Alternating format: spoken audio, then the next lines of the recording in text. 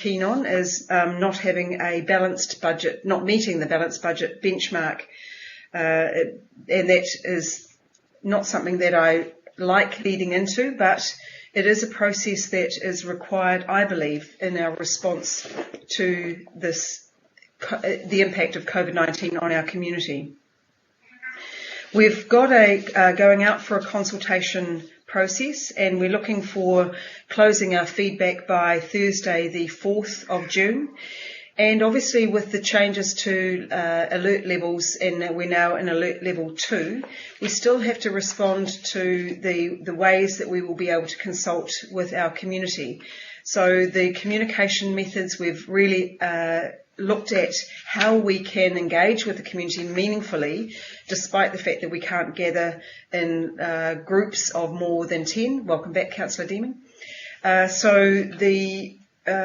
I'm pleased with the way the comms plan around our consultation will be rolled out, and it will be up to us as elected members to ensure that we are providing information to our various sectors and our networks to ensure that people understand what we are consulting on and the feedback that we're seeking from our communities to give us their feedback on our processes to date and our proposal to reduce the increase in the rates for this next financial year. I appreciate the tremendous amount of work that has gone into this. One other point that I wish to highlight is that we've worked really hard to ensure that each ratepayer sector, that the increase on their rates is 2.2%. So that has meant that we've had to adjust the sector splits that we would normally have applied if we weren't going out for consultation. For me, that's a really fair way of doing it. The last thing I would want to do is to say that the rates are going up by 2.2%, but then have somebody come back to us and say mine's higher or lower than that 2.2%. So I fully endorse the process for changing the sector splits, and they are outlined in the consultation document. I know that the reduction in investment into our personnel will take a heavy toll on our organisation.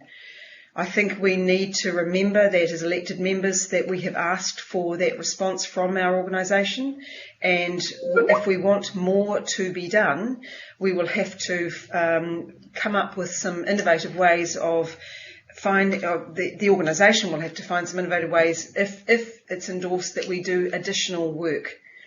Because really what we've said is that this budget is in line with inflation, so we are doing pretty much the same. We're endeavouring to keep the levels of service the same as we have appreciated over the years, and we're not increasing our levels of service. Clearly there are sectors of our community who have been heavily impacted by COVID-19, many more than others, and our relief package addresses that aspect of it. So we want to continue to provide the assets and the level of service that we have provided to our community for the coming year, while reducing a significant amount of the staff members who can implement that. So I wish our Chief Executive well in leading the organisation through the next financial year under that tight constraint, and we all must remember that ourselves. So I'm pleased to be able to put this to you for discussion and debate, and then the ensuing consultation process. So I will ask for people who wish to speak to please give me a second to find my pen so that I can write your names down. Here it is. So I see Councillor Hulse. That's all I see to begin with in Murphy. Councillor Hulse.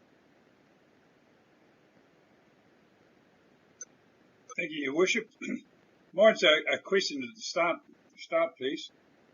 On page one of the document, it says in item 1, it says Council that we endorse the preferred option. Now, doesn't it show a gross predetermination of our consultation before we've gone out to consultation? Is that the correct word to be using at this stage? Because we are going out to seek in the interest of the public.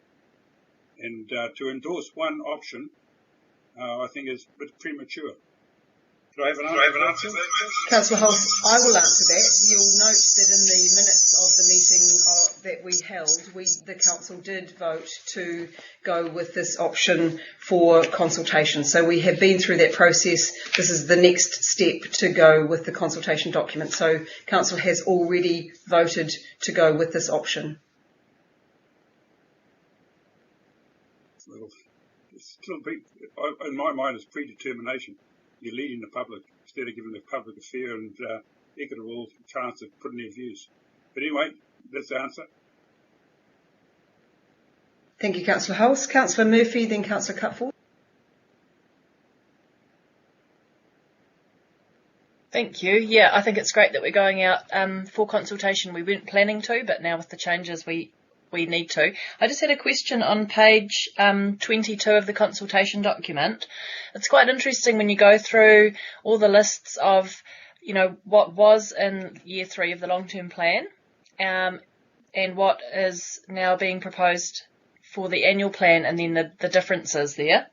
So I'm just wondering, on page 22, we've moved the Springs flat roundabout over into the annual planned budget for this year, $4,162,000. So I'm just wondering, how have we, I know we've taken hard hits to our personnel budgets. Where has that money come from? Thank you, Councillor Murphy. Rob, is Simon able to answer that one, or can you? I can answer it, and if I get it wrong, Simon can add to it. So council's contribution to that is a relatively small sum of money. Obviously, half of it would be paid by NZTA. You will recall that was in this year's annual plan, and NZTA at the last minute said they had reprioritised and couldn't fund it that year, this year. So it is still in the NLTP, so it is still able to get that subsidy, and there is some private money going into that as well. So I can't remember the exact amount of council money, but it is relatively small. And anyway, it's in the LT, it's in the regional land transport plan. So it's all ready to go. Councillor Murphy, your microphone, please. Sorry, it would be good to get clarification from Simon, because the way I read, and obviously I must not be reading it right, but it shows me that it wasn't in our LTP for this year. So are you saying, Rob, that it's been brought forward? I think you've already transferred it out into the following year. You did that late or the middle of last calendar year when we found out we weren't getting NZTA subsidy, but Simon might be able to correct me if I'm wrong there. So I think we moved it last year when we knew we weren't getting the subsidy. We moved it to this year. To next financial year. Okay, thanks, Rob. I guess my point is just that, when you look at all our planned works for the year, there's a massive amount of work planned, and I think Council, we do need to debate what our priorities are. If we're making cuts in some areas, we really need to look hard at our planned projects and decide whether they are critical, or perhaps we need to, have another look. Thank you. Thank you, Councillor Murphy. I've got Councillor Cutforth, then Councillor Martin. Thank you, Worship. Firstly, just a couple of questions. One, I'm assuming that this document is the final document. It's not a draft, so it's pointless, or not pointless, but us suggesting some changes is not really appropriate at this point, given the time frame. Can I just have that confirmed? If it's material, we won't be able to change it, but if it's drafting or administrative, typographical or presentation related, then we can. Okay, thank you. My other question, and excuse me if I sound incredibly stupid, but up until recently we had been talking about how our rates increase was going to be, I thought, 5.2%, not 4.2%. Made up of, correct me if I'm wrong, 2.2% LGCI, the local government CPI, 2% inflation, I might have got those around the wrong way, and 1% growth. So 5.2% is what I had been thinking we were looking at doing, and yet in this document we keep talking about it being 4.2%. So have I been stupid for the last 56, 64 years, or what? Please, first. Far be it from me to concur with your self-description. I agree with you. We often spoke of the 5.2, but my understanding was that included the growth. So the actual increase in rates was 4.2 plus growth. So I'll just double check that I've got that correct with the Chief Executive. Yes, so Councillor Cutforth, you're dead right. What we had done is we had estimated growth at 1%. The 4.2% referred to in there is the increase that a ratepayer would receive on average, because with growth that part doesn't add to existing ratepayers' bill. So we thought to compare apples with apples, it was easier to do that. And the difference this year is we will be taking the actual growth rather than an estimate of growth of 1%. Okay, thank you. I mean, I understand in terms of what you're saying about apples and apples, Mr. Chief Executive, but it did seem to me, as just an ordinary person, that we were moving from talking about 5.2 to 4.2, and it might just pay if we are able, and it may be too late now, to make that clarification in the document, because I'm imagining that other people will have been thinking, I thought that they were going to do 5.2%. So that's just one point. The other thing that I had hoped that the document could do is really indicate that the 2.2% is effectively to cover an anticipated inflation increase. I think that's quite important for people to understand, so that if we're really wanting to almost stand still, we need to take into account inflation. For me, that really puts into context this idea of a nil rate increase being actually a step backwards. So I had sort of hoped that 2.2% would be explained within our understanding of inflation. And my only other, my other comment, I guess, is yes, we've set aside $3 million as rates relief, but I think it's really important, as Your Worship pointed out, for people to understand that actually, it's not just money we had sort of swilling around somewhere. It's actually staff in particular are taking a hit on this.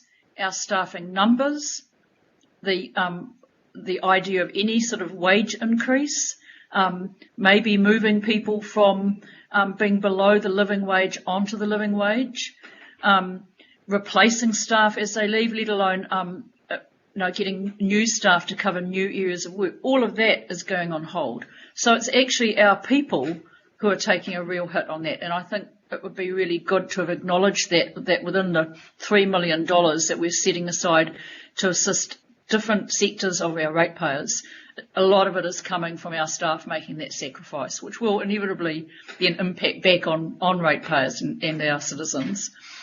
And my only final comment is on page 66, where it says, what about rates? The orange box in the middle, I just hope people don't think that this is a cumulative figure where we're going to get a 2.2% increase in the rates bill plus a 2.2% increase in wastewater plus a 2.2% in refuse management, so their rates bill is going to go up by 6.6%. It's just really the way it reads may be slightly confusing. Anyway, if there's any opportunity to make some of those, let's see if we can call them typographical changes, that would be useful. Thank you. Thank you, Councillor Cutforth. Councillor Martin. Yes, I just think there might have been. Now, seeing we're on widespread on screen, we need to point out the facts. And the one about Springs Flat, it's been on the go for more than 10 years. It's been workshopped dozens of times, and everybody has had explained to them exactly what's been happening. So I think in the interest of fairness to the plan and to the staff who've been working on it, Springs Flat has been in the regional transport plan for a number of years. It was going to be funded from central government, and just because we have a figure in here of how much the job is going to cost, it is irrelevant in a lot of ways, because with our cycleways we had 85% of subsidy, but it showed in our books how much we were spending on each project. And this one here, the vast majority of the money is coming from other sources. And the roundabout is really the smallest part of what the whole project there is. They're going to build a supermarket and a petrol station employing 150 people. There's going to be vertical infrastructure and horizontal infrastructure, which is going to be significant for all of the people north. The people in Hikurangi are just delighted when they hear that they're going to have a petrol station on the way home and a supermarket on the way home, plus the other things. So this is actually quite important, and we've explained forever how the funding comes from NZTA and from other sources. And it's important, seeing it's widespread to the public today, that we explain that it's not their money that's all going into there. There's only a very small portion of it. And the significance that's going to be created from that small investment from this council is going to be huge for all of the northern end of town. So that's a point. And to remember, we are going out for consultation. Thank you, Councillor Martin. I see Councillor Cockerillo. I'm just going to reassure Councillor Deeming that you are on screen. So we lost you for a minute, but you're back. So all good. Councillor Cockerillo. Thank you, Worship. Look, Councillor Martin's highlighted some interesting things, and I respect what's been said. My concern at this present moment is the documents going out for consultation. There is a lot of information which is being pushed by central government, and it's coming through the media to say if council doesn't have a rate increase, they won't get any funding. I would like to hear from the CEO to see how truthful that actual comment is. Thank you for that question. Rob. Okay. I would not want to comment on the truthfulness of any of those things. I know from myself that things in the media often don't have the nuances that you get when you're there in person, and I know that was a comment that was reported after a meeting. What I think central government was intending to say is that if councils cash strap themselves to the point where they can't contribute with government, government is unlikely to co-invest with them. So government's unlikely to pay the full costs of those sorts of things. We are in a really fortunate position as an organisation, thanks to some really good financial management over a period of years, whereby we have the debt capacity if we need to co-invest with government. Now, councillors will be aware there are two main aspects to how our money is divided up. Our operational funding will be very, very tight for the next 12 to 18 months, and that is where you will see the problem. However, we do have the capacity to borrow for infrastructure like roundabouts, new roads, whatever the infrastructure might be, and our capital funding base is that we have a lot more flexibility in that. So I don't think this will affect our council too much. If the councillors and the government both decide the project is worth investing in, we should have the ability to do that. Thank you, Rob, and thank you to Your Worship for giving me the opportunity to ask that question, because it is one question that is coming out through the media, through amongst the social media. People are quite concerned by this, because they're wanting to basically make submissions to say that they actually want to have zero rates, but they don't want to be penalised by central government using bully boy tactics. So what I want to make sure of, and the message does get quite clearly out there, that we have got the money available to do projects, to get projects done, and we are able to have a reduction in rates or should I say, not a reduction in rates, but a reduction in the increase in rates. We've got, and remember, councillors, there's more than just Whangarei on your rates bill. There's the regional council on your rates bill as well, and we've heard nothing from them in relation to how they're going to reduce. And if we do the calculations, a vast amount of their money is coming from our Whangarei District Council ratepayers. So I'm very concerned with that, and I'm also very concerned with the businesses being double or triple rated for the regional council when they really shouldn't be. Thank you, Councillor Cockerillo. Any other councillors wish to speak? Councillor Cooper and Reid. Thank you, Your Worship. Couple of things. I wonder if on page 12 it would be helpful to have a comparison. We've got the variance between the long-term year 3 and the annual plan 2021, but to have a variance between the LTP 1920 and the actual 2021 budget. I think people would see that perhaps that provides them with some helpful clarity. I also would just like to reflect on some of the opening comments that were made by yourself, Your Worship, in terms of asking our staff to bear the brunt of this. And I have to say, and I'm quite happy to say publicly, that I have got to know some of the staff and feel that they are great people who are genuine in their desire to help our community.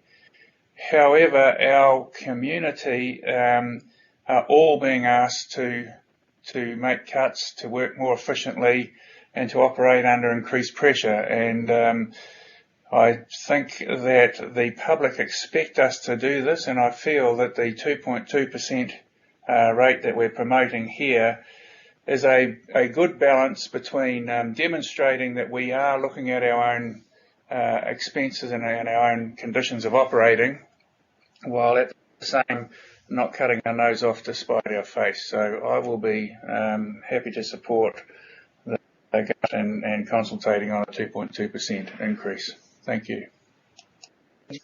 Thank you, Councillor Cooper. My understanding regarding the formatting of the information that we put out is required under the Act, so I would imagine that the formatting of it meets audit requirements, etc. So we'll note your comment on that. You want to add to that? If I may briefly, thank you. I mean, it's great to meet the requirements. I don't see there's any harm in going beyond the requirements if it makes it easier for our people to understand what's going on. I agree wholeheartedly that sometimes those constraints mean that if we do something different, we breach it. It's crazy, but Alan would probably be able to update us more specifically. But I will move to Councillor Reid. Thank you, Your Worship. I'm pretty satisfied with this as it sits. I would have liked to have seen it just a little higher so that we had a little bit more to hand around in the way of project money. While COVID-19 has given us a real hiding, it's also opened up a lot of opportunities for funding from outside, and this is our golden opportunity to grab every bit of funding we can for projects, bring them forward, invent whatever. The roundabout at Springs Flat's a perfect example. The government is out there trying to help us. We need to make sure that we've got all our ducks in a row, and we need to start fast-tracking stuff. Grab these subsidies, get on with the job, because I can see in the very near future, when we go for our catch-up on our rates, we're going to need the backing of 100,000 people in this district, and we're all going to have to work together to get ourselves back on track. So, any projects we've got going, now's our time to jump. We've got to. Thank you, Councillor Reid. Councillor Peters. I initially was in favour of a zero rates rise, but on reflection, I actually think that a 2.2% rates rise is in the common good, and therefore I support it. Thank you, Councillor Peters. We've got a slight difficulty with your video froze, but we did hear that comment. Thank you. Councillor Hulse. Yes, You have spoken. Sorry, Councillor Hulse. You did ask a question. So, I'd like to focus on a pretty ambitious program we've got of works in front of us. Although, like Councillor Peters, we supported a nil rate increase to make sure we had good dialogue and a bit of debate in council to actually go out with what I think a agreed amount. The concern I've got is all our construction and all those firms have been basically doing nothing for 2 months. So, and with the government subsidies and the government pushing the shovel-ready projects, that could come over our spend in our long-term plan and this year's annual plan, we'll have greater difficulty attracting contractors to do the work. Now, I've been harping on about carry forward for years and years and years.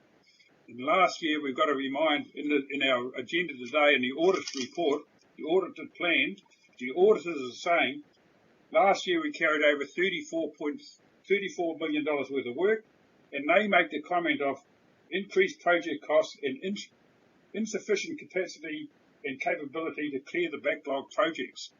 It's going to be increased because, and that's one of the reasons why we supported a less increase in rates, because we're going out and asking a lot of ratepayers for money on projects that we will not be able to complete this financial year. And that's a major concern. Now, we've been trying to work this down. We're actually making some progress over the last 12 months of reducing the carry forwards, but it's going to be elevated again simply because outside forces are at play as well as what the council's got in front of us. So there's a lot of external things that we can't control, but we're going to have to try and get some staff allocation in the areas that matter, that is delivering the project we say we're going to deliver.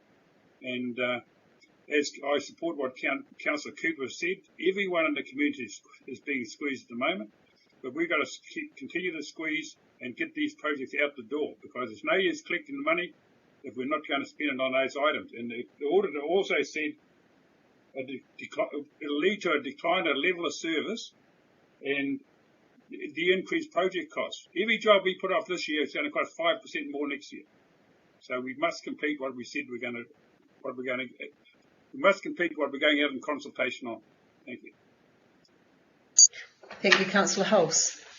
Any other councillors wish to speak? Councillor Innes?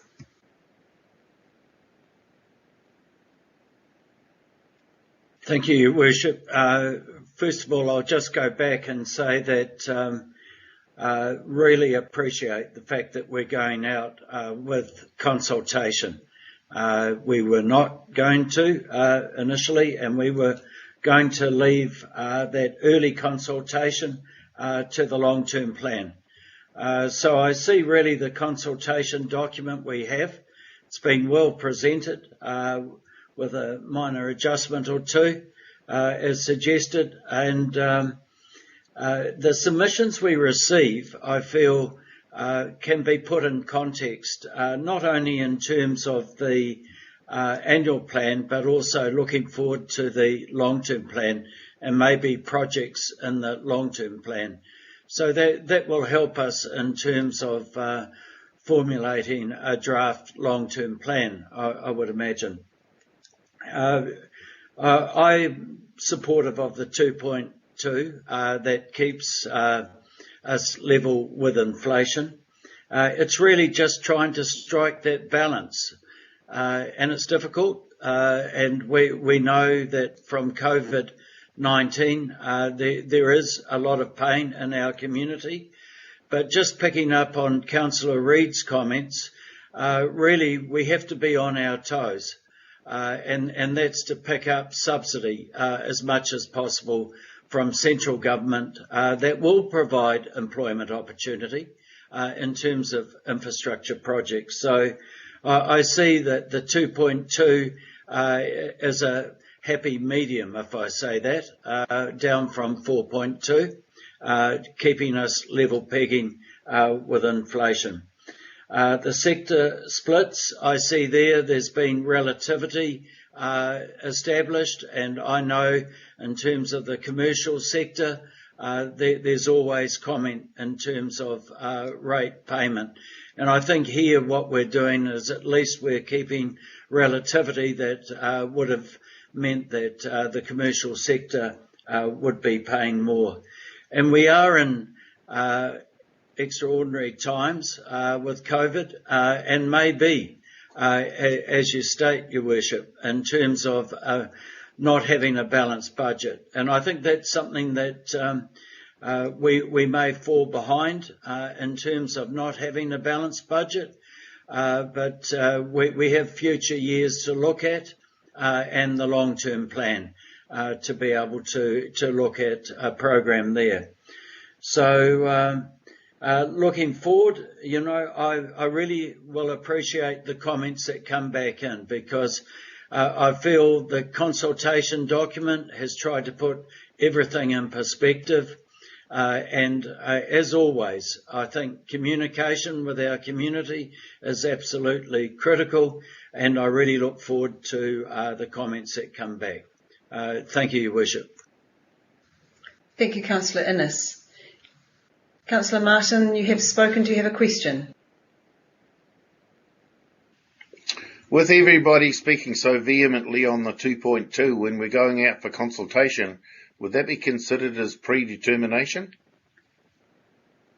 I wouldn't think so, Councillor Martin, given that we voted on this as the option to go for consultation, so that's the difference. Any further discussion? I'll just, in my right of reply, I will cover off a couple of points that were raised. I think the differentiation between our operating expenses and our capital expenses needs to be made very clear. And it's been raised around the capacity and capability of the community to do more work in the capital area. We are going to be competing with everybody. If the budget brings forward some wonderful new putia, our contracting community will be scrambling. And if we're putting work out to that sector, we will be competing with the private sector as well. So the point was made around our ability to be able to program new capital works because it can be debt funded, but our operating expenses are trimmed. Clearly, if a member of the public is walking around and seeing the lawns being mowed or a road being dug up, there's probably no difference in their mind. That's work being done by their local authority on behalf of them. They may not recognise the nuance between an operating expenditure and a capital expenditure. However, it is important that we have to note, we've got a large capital works program already. If we get more funding for projects that will create jobs, that adds more of a difficulty for our contracting fraternity to be able to gear up and provide that. The comment was made around the regional council rates. My understanding is that they've reduced their rate increase from around 8.9 or 9% down to around 4.5%. Now, that's a significant drop in their rates income, but of course it will impact on our individual ratepayers' final rates account. So everybody will do the calculation and say, you said it was 2.2, but there's a little more than that because of the regional council impact. So we get that every year. We understand that they have their own mechanisms for setting their rates, and we are their collecting agent. So just on those points, I am pleased to be able to, and also noting that we are going to start our consultation process tomorrow. So the opportunity, I guess, to be able to change things. The window may have been a little closed already. Not that we preempted the outcome, but we do need to be confident that we can go out to our community in that time frame, which is constrained a little by we've been allowed to reduce the time frame. So that the feedback is due back by the 4th of June. So I encourage us all, again, as I mentioned, to get out to our networks and our contacts and ensure that everybody understands what it is that we're consulting on and wanting their feedback on before we bring it back for adoption for our annual plan, hopefully before June 30, but even that's ambitious. So I have moved that. It's been seconded by Councillor Innes, and I'm going to put the motion. Those in favour, please raise your hands. Fabulous, that's unanimous. Thank you, everybody. Carried. It brings us to item 5. Sorry, I'm just going to get back to my agenda. 5.4, which is on in the printed version, page 159 of our agendas, and it is the 2021 to 2031 long-term plan early direction setting. Councillor Cockerillo, I see your hand up. Thank you, Worship. I'd actually like to move a slight different recommendation, if that's possible. You're entitled to do that, but that's completely out of the blue. Have you sent anything through to anybody indicating a change? Your Worship, it's mainly relating to the vision. I believe that's something that we actually need to do proper consultation on, and in this as we're presently going through a time of reshuffle amongst our district. Councillor Cockerell, I'll stop you there because you are moving into debate. If you are moving a motion that's different to what is in the agenda, I need to know what your recommendation will be. Thank you, Worship. The agenda item as it is 1, 2, 3 and 4, if we just look at item 1, the wording at the moment is endorse the vision, strategic drivers and priorities outlined in option 3. I would actually like to have endorse the vision from option 1 and the strategic drivers and priorities outlined in option 3. Do I have a seconder for that motion? Councillor Hulse is seconding that. Thank you, Worship. Look, and Councillor Hulse for seconding. Look, the whole purpose of this is we've got a document which we need to go out for consultation on, and we're putting things out for a long-term plan. Changing the vision at this point now without actually going through full consultation is missing the whole point. We've got a vision in place, a vibrant, attractive and thriving district. That hasn't changed. We still have that progress. If we were to change the vision now just because of in COVID situation, we're missing the point for the future of the district. And we need to focus on our future and our going forward of our district. I have raised this previously. I was not in favour of the proposed vision, as I felt it was a very inclusive vision, whereas the vision that was previously put out, which is the one I'm putting forward, is a forward-looking vision, and it's actually getting it to our district. The only slight change on the priorities, as option 3 included, was the fact that the public transport was turning into the words public access.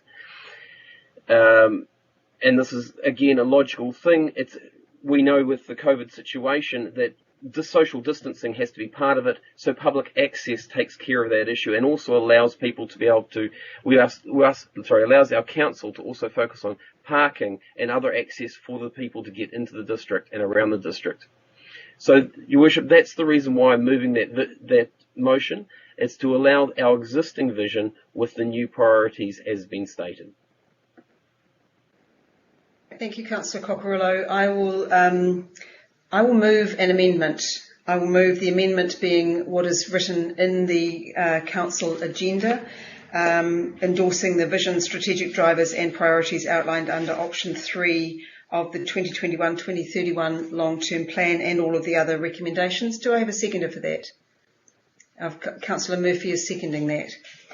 Councillors, I understand completely what Councillor Cockerillo is saying around our vision that was in the 2018 to 28 long-term plan, a vibrant, attractive and thriving district. I agree that that is a fabulous vision, and I don't think we would ever lose sight of that as a vision. However, we have had COVID-19 hit us like a sledgehammer, and I do think it's appropriate for us as an organisation to modify the vision, and I think the vision of an inclusive, resilient and sustainable district is a really good reflection of the change in focus that we, along with our community, are looking to do. The vibrant, attractive and thriving will be an outcome of that same vision. But I think that was reflected incredibly well through the briefing that we had around the change that we needed to make. It shows that we've stopped, we've thought about it, we've looked at what the difference is as a result of COVID-19. We're going to have to build a whole new plan for the 10 years beyond, in going from 2021. So we've got a year, this coming year, which we've just signed off an annual plan and consultation process, and we're beginning to look at the 10 years beyond that. So I, for one, believe that the rewording of our vision reflects the change that we have made and the direction that we want to go, informed also by those strategic drivers and the priorities. You'll recall that we made some clear, at the beginning of this triennium, we collectively looked at what are the important things that we want to achieve in this term of council, and therefore they will be reflected in the plan that we put forward for the 10 years as pretty much halfway through our term. And you've highlighted a change to a wording in the transport, roading and public access, and I fully support that change and that emphasis on accessibility and public access to our transport network. So I definitely believe that a change to a vision statement shows that we have taken some time and we've looked at what the impacts of COVID-19 have had on us as an organisation and as a community, and that we have a new vision. So I'll open the floor. People can speak either to the original motion or to the amendment.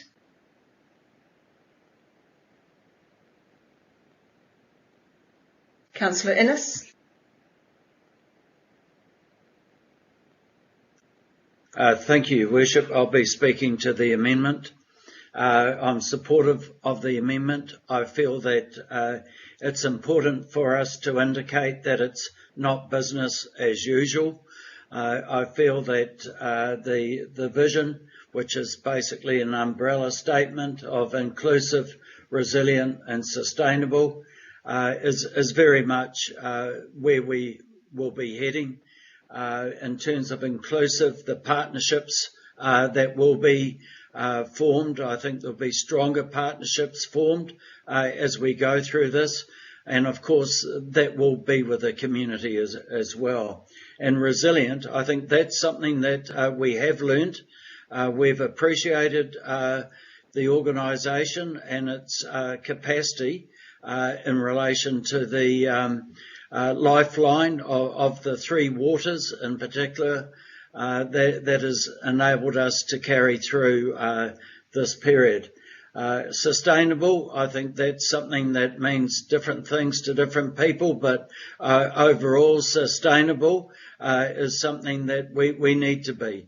And it is indicated that COVID-19 is one event, and we're likely to see more of these events in the future.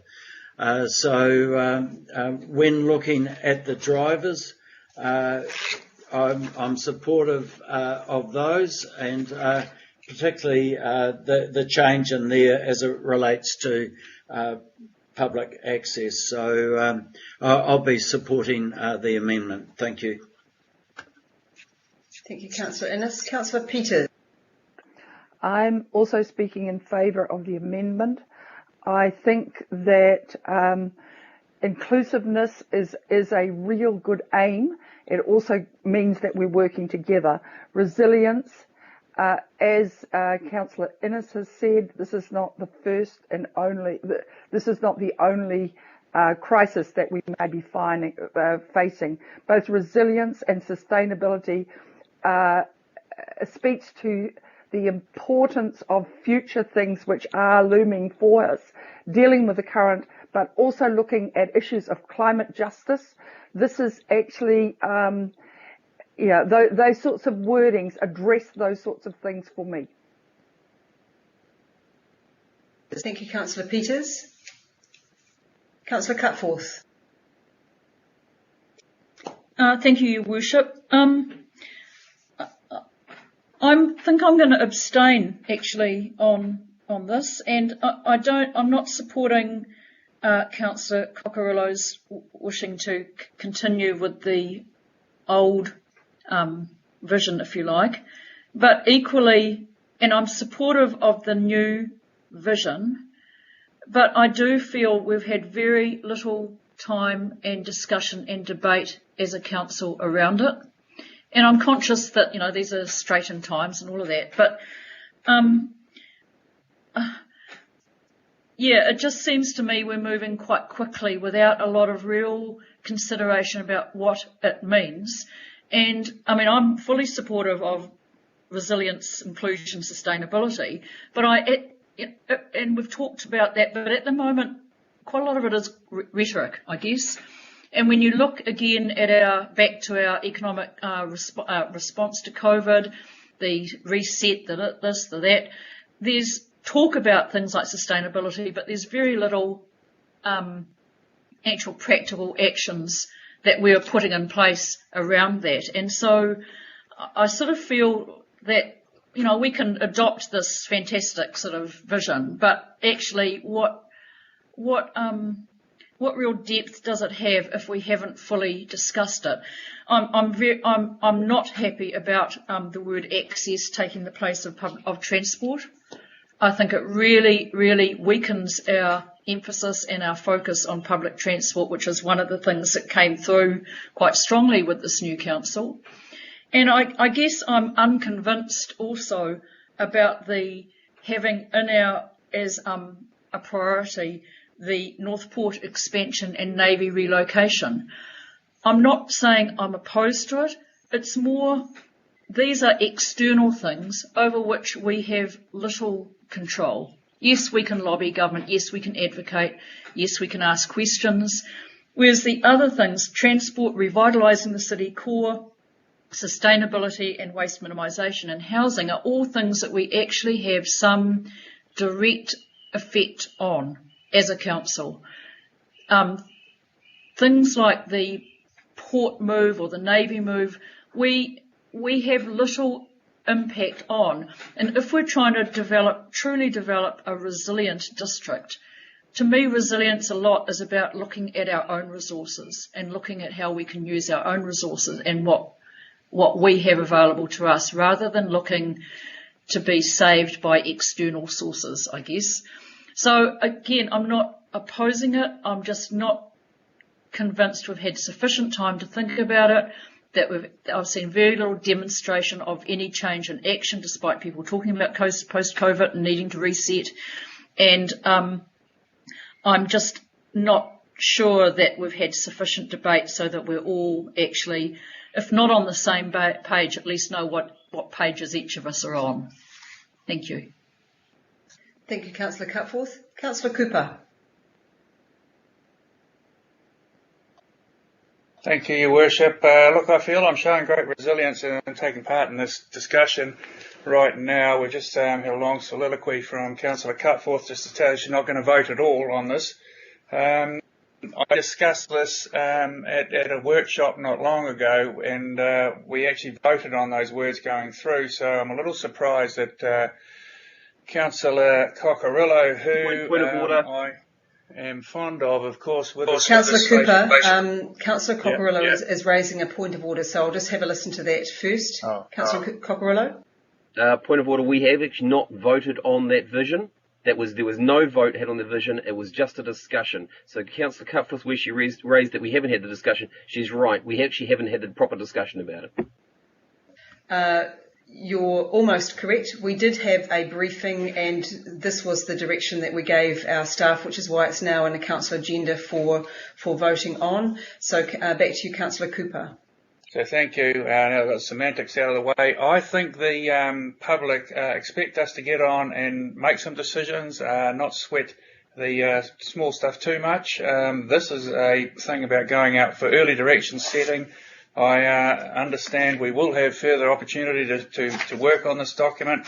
So can I please ask that we move forward on this vote here? Thank you.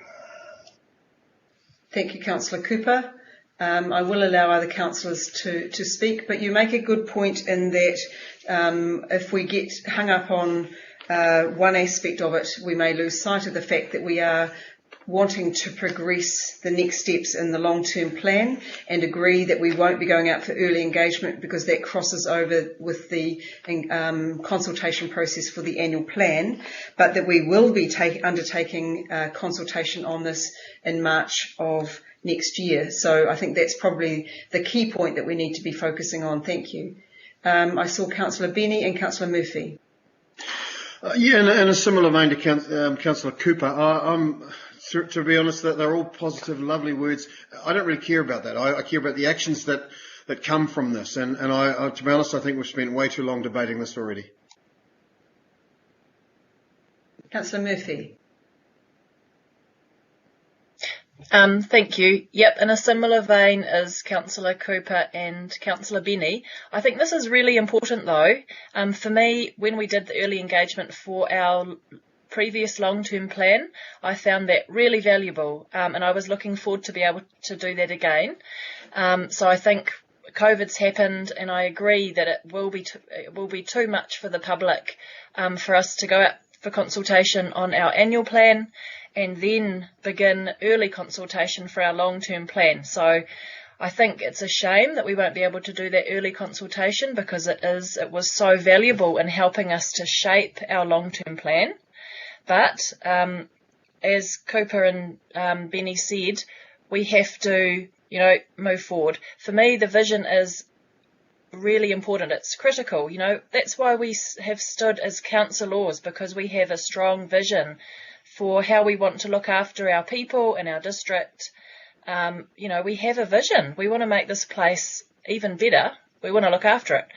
And so COVID's happened, but what's even more relevant now is things like the drought that we're seeing, the drought that's having such a massive impact on our farmers and our growers. And the drought conditions and then intense rainfall conditions going forward are going to make things even more complicated. So I think that's why it's perfect timing for us to look at rewording our vision. Resilience, sustainability and inclusiveness, for me, those just sum it up. And sure, we can talk about rhetoric, but we are here to make sure that we drill down and see actions taking place. So we start with the right vision, and then it's our responsibility as councillors to drill down and make sure we are spending the money to get the actions that we want. And so I definitely support, moving forward with the process, and I definitely support the amendment. Thanks. Thank you, Councillor Murphy. Councillor Hulse and then Connick. Thank you, Your Worship. I obviously seconded the motion for a number of reasons. One is this is the first time we've debated it in public, and briefings are all very well and workshops are all very fine, but we've still got our right to make sure our public know which way the councils are going. I'd like to think that we'd go out to our ratepayer base with a bit of sense of security. When you're in an adverse situation we are now, that what the community really, really cherish is to see our council as being stable. So in saying that, a lot of the activities that have come in, especially over, even as recently as last week, some of the announcements made by the government, etc., have compounded the situation where there's a lot of murk out there. I think our original vision is really, really clear. The people understand it, they've got used to it. But if we move into areas such as housing, we've got a lot of work to do as a council. Housing has always been a government role, and we've only been dealing with pensioner housing. So there's a distinct change there. The one about the shifting the Northport and the Navy to Northport, etc. Well, I, as the council who actually brought it to council, was outvoted on setting up a committee to work with Northport and that to set that up. Now, within 4 months, council has done a total U-turn on it. I brought that into the chamber to discuss, and it was turned down. And now we want to go out with a vision on it. Now, certainly we've got to have some consistency here. The other one is transportation. You know, I'd have to agree with Councillor Cuthbert on this. Transport has always had the word public transport in it. And the function of public transport is actually with the regional council, not us. So why have we got it in our mission? The revitalising the city core. Yes, we want to do it, but we still haven't implemented the plan to do it. We've got committees set up that haven't even met yet. And to go out with the public now and say we're going to do X, Y, Z, when we haven't got the fundamental basic right, we haven't got the blocks in place to build this big plan over the next 10 years. And as for in the now thinking by a lot of councillors, they see the COVID situation now. Well, I've been part of a council we had a massive flood through our district, and it meant we had to find $14 million of council share to cover that flood. That is more than what we suggested what this COVID-19 is going to cost us. But we found that within the existing budgets, we didn't put the rates up extraordinary, and we held our debt level. So we've had procedures in place that are run very, very efficiently. We've had a very, very clear vision, and now we're getting into a murky area. We don't know whether it's our council's role or the government's role or whoever's role it is. And, you know, council said it gives us a chance to work with government departments. We've been doing that forever. We've been doing that all the time I've been a councillor. We've worked with the government department. Look at the funding we've got. You know, way back in Craig Brown's day, when Craig Brown was mayor, the delegation of mayors went to Wellington and got $60 million for roading projects. So we've been doing that for years. So new councillors, I think you just need to look a bit wider than the current narrow view that a lot of you have, because you know, we have been working very, very successfully with outside organisations over a long period of time. So thanks very much. Thank you, Councillor Hulse. Councillor Connor. Yes, good morning. I want to speak in support of the amendment. I believe that's the second one going back. Just coming up with it, I mean, the first thing I really took note out of it was the little note that was added on to the end. Sustainability comes at a cost. At the same time, what does unsustainability, what costs does that create? I mean, if we're not sustainable, we can't provide the things for the people. We can't use the rates appropriately to do that, because that itself is trying to be as sustainable as possible. If we're not sustainable with the how much water we're using at the moment, we're going to be losing that. If we're not sustainable about what trees we're going to be chopping down and whatnot, and we're focusing on the areas we already have, we're going to lose the forests, the ancient trees, and all those type of things. If we lose the sustainability of the economy, if you put prices too high or drop them too low, it's going to throw things out really all over the place. So personally, I'm really supportive of the inclusive, resilient, sustainable, because that's right where we need to be. The Earth's only got so many resources that we can actually use, so we need to be able to try and make sure that's balanced as much as possible. COVID-19 right now has just skyrocketed everything into the forefront, made everybody kind of reassess, change things. I've seen comments saying that, well, what are you going to miss about the lockdown period? It's spending time with family. It's spending the time out in the garden, actually doing things around the place rather than being in a rush. I live on a main artery route, and the traffic's just gone up crazily because, and even over the recent period, it's amplified, and that's just what it is. We have to be able to look at what we're providing to make sure that we are able to continue on with this. I have my reservations about the port expansion and the environment effects on that, but at the same time I see the point that we need to be able to look at that to provide jobs and all those other systems that are going to support the people. We have to make sure that we're looking into the housing so that we're able to allow businesses to stay within the CBD and not move into the housing, so that we actually have houses that people can go into, so that we are using the spaces appropriately. And otherwise, we're just going to be growing and growing and growing until it actually pops and we don't have anywhere to kind of fall back on. If we have community to fall back on, inclusiveness, I mean, already we have people out there supporting each other by donating food in the Patakakai food boxes, and growing gardens and stuff like that, and sharing seedlings and all those type of things out there, providing inclusiveness. Resilience as making sure that you can get on with things when the situation happens. It's not having to run out and buy thousands of rolls of toilet paper. It's actually kind of having, you don't have to stock up all right now, but it's making sure you're able to do it consistently and actually kind of get through things. And just that sustainability is actually everything we do is sustainable. How much food you eat to get to the end of the day? How much sleep do you get to be able to get you through to the next day? Realistically, I love vibrance. I love all those things as well, but we need to be able to reassess, and resetting our base is really what we need to be doing now. It's looking at what we already have, not throwing away everything. It's making sure we're using the resources appropriately and basically just focusing on what we have and use the imagination that we can to try and do what we can. So, thank you. Thank you, Councillor Connor. Councillor Golightly. Yeah, I'm kind of a bit torn on this one, and I sort of feel myself agreeing with sort of two conflicting issues here.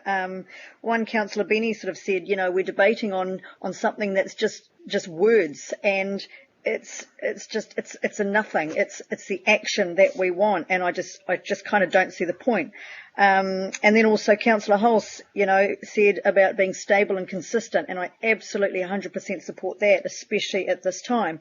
And with the vision statement that we had, our sort of vibrancy, with all due respect, I sort of don't feel like we've even got that right yet. So to then sort of have this, we'll get rid of that and then we'll come on to this new vision. It's just sort of a little bit of a nothing. So I'm not quite sure where I'm going to vote on this, so I'll leave you all guessing until such a time.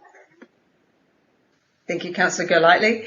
Councillor Martin, I'm sorry I jumped over you. Yes, it's very interesting, and words are cheap, but we see vision, and I had a look in the dictionary, and it says an act or faculty of seeing, and so hopefully we are seeing what's really happening. The option 3 with the inclusive, well, everybody wants to be inclusive. Resilient is what we want for all of our infrastructure and everything. And sustainable means that our finances are sustainable. Our roading, water, wastewater, stormwater, everything is sustainable. That's what sustainable means. So I'm not really sure why we needed to have that added in there when that's exactly what we had already previously. The only thing is we haven't identified as specifically the real things that most of our community want. So I'm a bit like Trish. We should have discussed this much more, and, it's not going to matter which one really goes through, because the reality is we have so many core things that need to be done that whichever vision we have, I would expect we would be changing it and moving and swapping things around so that we do get the very best outcome for our dollar. And we need to talk it's $150 to $60 million a year business, and we need to be talking about the real serious things and where the real things have to happen. Thank you, Councillor Martin. Any other councillors wish to speak to either the Councillor Reid and then Councillor Cockerillo? Thank you, Your Worship. As you've probably learned over the last few months, I'm not too much into floury stuff, unless it's fried bread. I thought at one point that we were kind of all on somewhere near the same page, but it would appear that somebody's torn the page a little. I'm kind of going to back Councillor Cutforth here, and I commend Councillor Martin for his comments. He's pretty much nailed down where I was going to be heading anyway. I'm going to leave this subject line at the moment until we've all gone away and had a bit of a think about this, and I think we need to discuss it a little more and get our heads around exactly what we want to do and where we want to go. Pie in the sky stuff doesn't suit me, so I will be abstaining. Thank you. Thank you, Councillor Reid. Councillor Deeming? I beg your pardon, Councillor Cockerillo before Councillor Deeming. Thank you, Your Worship. Look, I'm sorry to cause a cat amongst the pigeons here, but what I was trying to get through and get everyone to understand is we're a business, and Councillor Martin has highlighted that quite clearly. Councillor Hulse has talked about stability. You know, we need to be thinking of our future in our district, and we all want a vibrant, attractive, thriving district. We all want it. We've said previously that that's the direction we want to go. So changing it to words such as inclusive and resilient and sustainable might mean nothing to anybody. But from a business point of view, these are very inclusive words. And if we want to be future focused, keeping on our district, making sure our district is thriving, people are coming here, it's a words that's the sort of words that we want to have on there, in my view. Now, in relation to the other items, look, there's no argument over it. We all agree that this has got to go out for consultation. We all agree that this has all got to be part of it. So items 2, 3 and 4, no one's arguing over. And Councillor Cooper, you're absolutely right. These are just words. But if we don't actually have the time to discuss what words we're going to use, then what's the point in actually having a meeting at all? Thank you, Councillor Cockerillo. I think it might be a point of order. Councillor Peters, a point of order. I note Councillor Cockerillo's use of council as a business. I would challenge that and say that we're a public service. Thank you, Councillor Peters. We are indeed business-like, but providing services for our community. Councillor Deeming. Yeah, I think not-for-profit organisation is the accepted term. I can't believe that we're arguing over the vision and talking about not supporting this item going out for public consultation. The rhetoric seems to have just gone round and round. Personally, I think that our community at the moment are looking at us at the pointy end of the stick, and we need to get out there giving stability, consistency, and I believe that option 3 says that. We are resilient as a council, thank goodness, or we wouldn't have been in the position to help our district as we can at this moment. We are sustainable, as Councillor Martin said, everything we do has to be sustainable. Inclusive, we want to be inclusive. I can't see anything wrong with that vision. Wasn't anything particularly wrong with the other one, except that it is rather flowery for the mood of the moment, when I think our people are looking to us to get down to business, and sorry to say, I don't actually think the conversation that's gone on around this item this morning gives any indication of council getting down to business, and I will be supporting the amendment. Thank you, Councillor Deeming. Question, Certainly, Councillor Cutforth. Just my question is it possible for this item to be held over for a month so that councillors can have more time for discussion? I can see Councillor Deeming shaking her head, because I do think that the debate is reflecting a need for more discussion between councillors? So is it possible? It is not possible because everybody has spoken, and for a procedural motion such as that, you would need somebody who hasn't spoken to either the amendment or the original motion. Can I add, before I put the amendment, that clearly we do need to have further discussion on the vision statement, but I don't want to throw the baby out with the bathwater. Let's agree that we will review that but we're really not going out for formal consultation until March of next year. So that gives us plenty of time to have that ongoing discussion. We've heard some of the background to it. So I'm not suggesting that this is a done deal. Let's look at it again. It's pretty clear that there's two schools of thought around what a vision statement actually is. But we have a motion and an amendment on the books. So I'm going to put the amendment Just before you put the motion, the amendment there, none of the other councillors have talked to the actual motion. They've only talked to the amendment, so a procedural motion could actually happen on that part. Carolyn, can you help me here with that point? Any member who has not spoken on the matter under debate may move a procedural motion to terminate or adjourn debate. Are you advising that we don't have any councillors who haven't spoken to the matter that can move a procedural motion? I think everybody's spoken. Thank you for that clarification. So I'm going to put the amendment and I'm going to call for a division because that way we can get a clear indication of support, opposal or abstaining. So those in favour of the amendment, please raise your hands. I see Councillor Deeming, Councillor Innes, Councillor Martin, Councillor Cooper, Councillor Peters, Councillor Benny, Councillor Connop, Councillor Murphy and myself. Those against the amendment, Councillors Hulse and Cockerillo, and those abstaining, Councillor Golightly, Reid and Cutforth. The amendment is carried. It becomes a substantive motion, but Councillor Cockerillo, I'll give you the option for your right of reply before I put the substantive motion, if you choose to.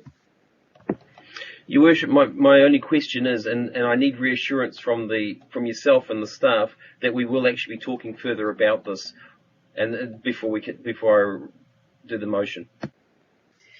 Councillor Cockerillo, you have my commitment to the fact that we will continue this discussion around the vision statement, but I want the process to proceed. But yeah, you definitely have my commitment that we will continue this conversation. Thank you, Worship. Look, the motion's been put there. We've all had the chance to talk about it. Yet we haven't had the chance to talk about the other items effectively. But from what I understand, we are all in agreement in not continue with early engagement because we're doing the annual plan engagement. So this is pretty much self-explanatory, and I appreciate the time that the councillors have taken to go through this. Thank you, Councillor Cockerillo. The right of reply has been had, but the substantive motion is the amendment that was put. So I will put that motion. Those in favour, please raise your hands. And those against? So I see Councillor Hulse and Cockerillo and abstaining. Councillor Cutforth and Golightly and Reid. So the motion is carried. Thank you, councillors. That brings us to item 6.1, the risk and audit activity under COVID-19. Page 165 of our agenda. I'll again, for the benefit of people who may be listening into this meeting and not see the agenda, the recommendations are that Council 1 notes the Risk and Audit Committee agenda for the meeting scheduled for 25th of March 2020 that did not go ahead due to COVID-19. 2, notes the risk approach taken to date in response to COVID-19. And 3, notes that the Risk and Audit 3-year rolling work programme will be reworked and brought back to the Risk and Audit Committee in June 2020 for endorsement. So do I have a mover for those recommendations?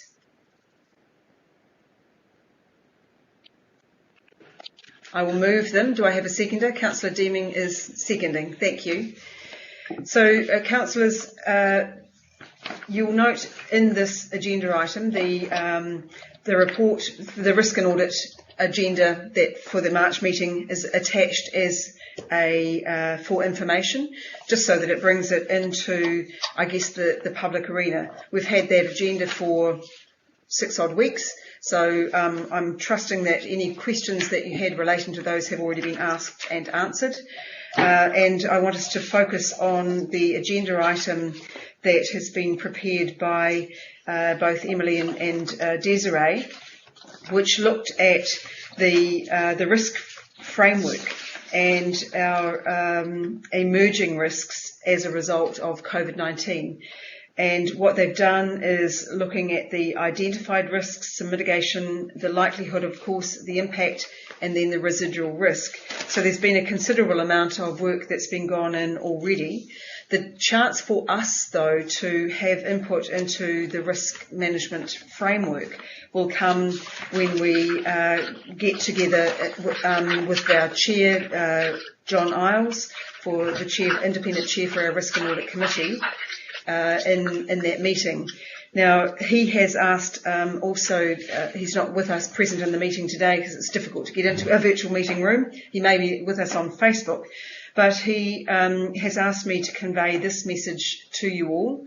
And he said, it seems to me that it would be very helpful if at the end of the update, councillors are asked by either him or me to consider what risks you each feel we should be considering over the near-term future.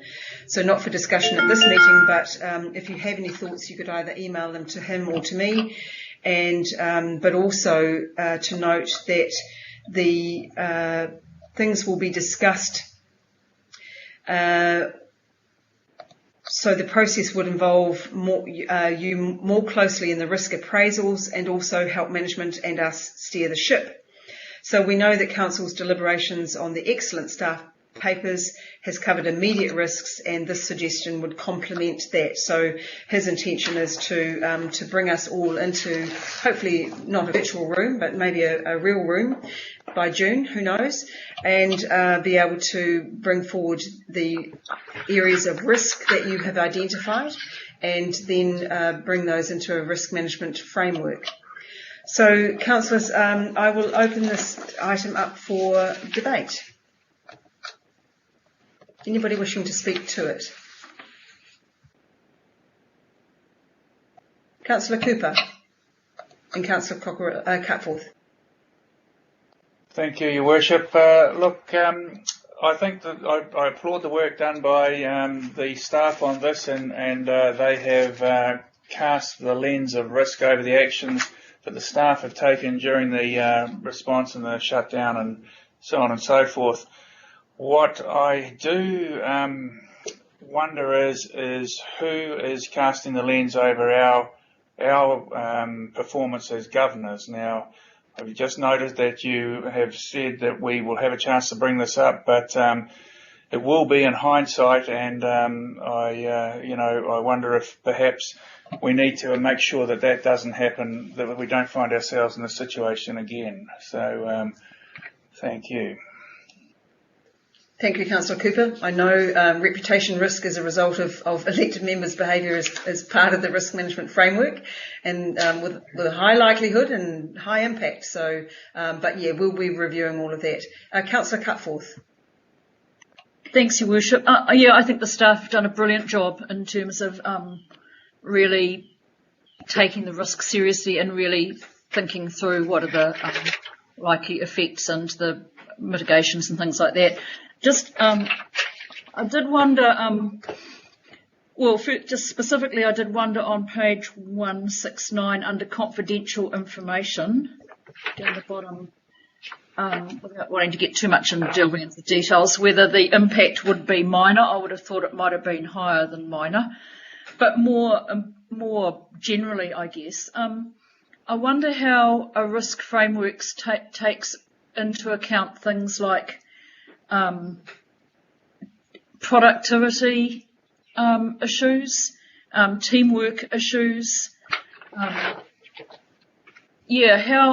Because there are real risks, I think, in this sort of situation of like where staff are working from home, and we can look at the risks associated with that on a sort of quite a direct and specific way, and we've done that. But how do you take into account the risks of a lack of teamwork, the lack of opportunity to share ideas, the impact that this may have on productivity and the risk, therefore, to the organisation around that, the risk of having lesser numbers of staff not filling vacancies, and what the risks are for the organisation around that. And I just wondered whether this type of framework can take account of that, and if so, whether that's something else we need to just build in. I understand we're sort of very much, as Rob said, I think sort of building the plane as we fly it a wee bit with this, but if we're going to have a genuine and robust risk framework that we really take seriously, I think it does need to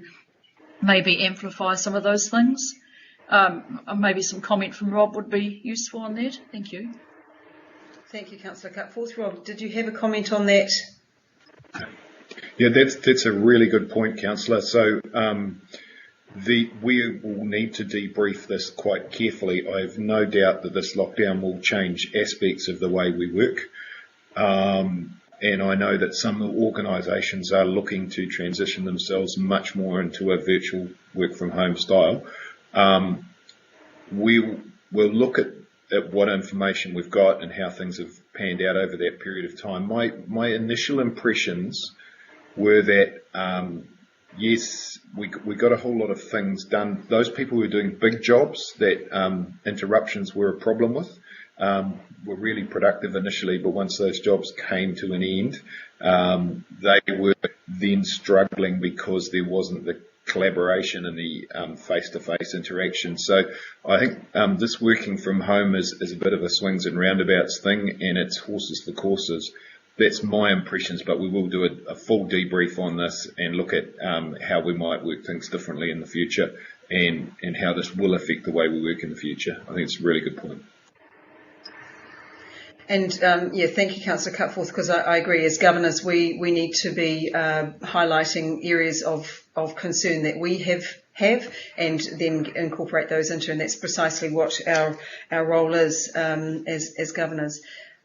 Any further debate on this issue? Councillor Cockerillo and Councillor Cronach? Yeah, Your Worship, I agree with Councillor Cutforth. Confidential, I would have actually put that as yes, possible, but higher would be moderate, or even higher than that. I've also noticed quite clearly that the staff have highlighted the cybersecurity, which is a vital part of the industry, and which does produce a whole lot more risks to the organisation. The other part that hasn't really been included in here is financial stability or financial accountability.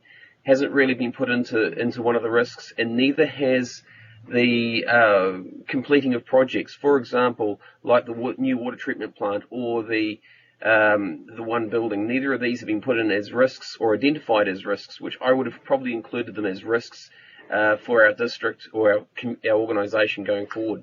Is there any comment from Rob about that? Do you have any feedback on that one, Rob? Look, I think they're all legitimate points. They're probably covered more broadly, but any sort of disruption obviously affects our capital program. In this case, project risk is in the framework register there, and that's how we'd intended to do it, rather than specifically mentioning projects.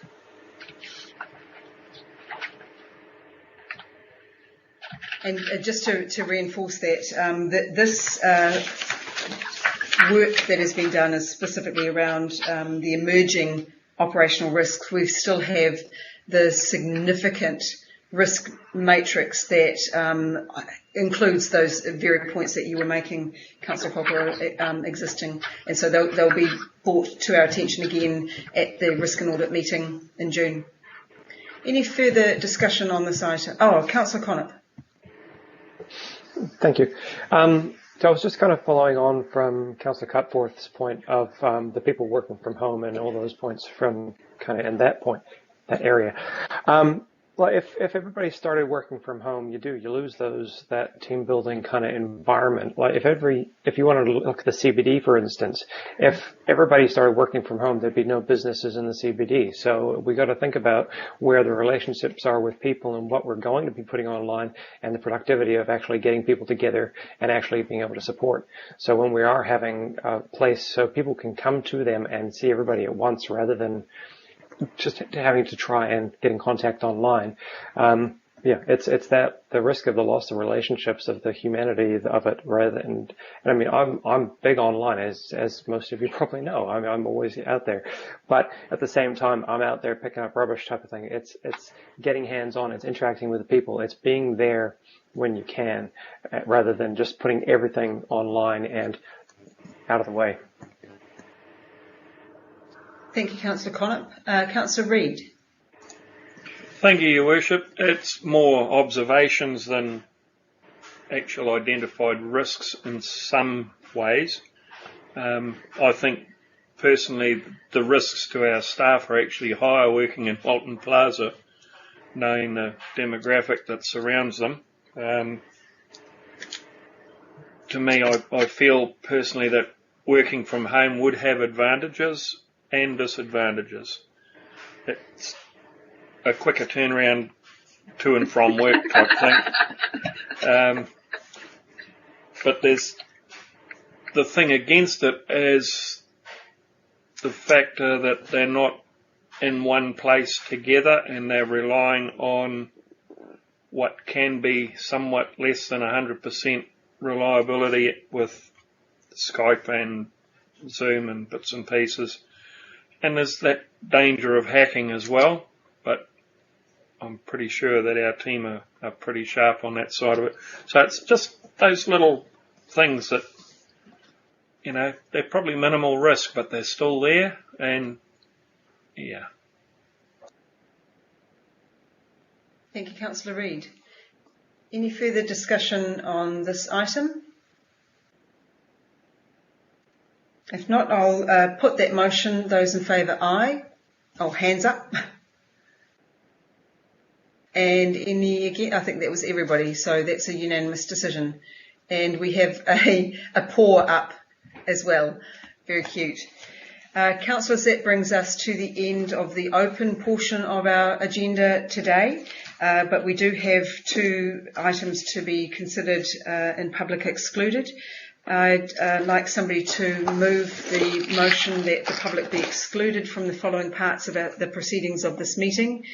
The general subject matter of each matter to be considered while the public is excluded, the reason for passing this resolution in relation to the matter, and the specific grounds are all covered in our agenda item. So there are 2 items, item 1.1, property purchase, and 1.2, rent relief for COVID-19 response. And the reasons for passing the resolution was that there was good reason to withhold information existing under Section 7 of the Local Government Act, and the grounds were 48.1a. And the grounds are quite lengthy, so I can see hands up. I saw Councillor Innes's hand up. He's moving that we exclude the public. Councillor Peters is seconding. I will put that motion. Those in favour, please raise your hands. And that's carried unanimously. So thank you to councillors, our staff members, and to members of the public who've been watching us via the live stream.